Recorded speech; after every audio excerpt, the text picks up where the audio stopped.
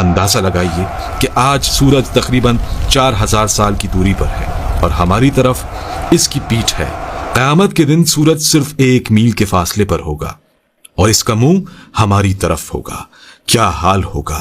ہمارے بھیجے گرمی کی شدت سے کھول رہے ہوں گے اور اتنا پسینہ بہے گا کہ 70 گز زمین میں جذب ہو جائے گا۔ پھر جو پسینہ زمین نہ پی سکے گی وہ اوپر کی طرف آئے گی۔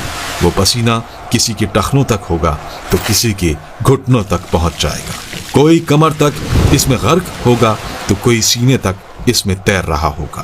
کچھ تو ایسے بھی ہوں گے کہ ان کے گلے تک پہنچ چکا ہوگا، اور کافر کے تو منہ تک چڑھ کر لگام کی طرح اسے جکڑ لے گا، جس میں وہ ڈبکیاں کھائے گا۔ یہ سب کچھ ڈیپینڈ کرے گا ہمارے اعمال پر۔ اب لوگوں کے ساتھ ان کے اعمال کے حساب سے معاملہ کیا جائے گا۔ سزا یا جزا اعمال کو دیکھ کر دی جائے گی۔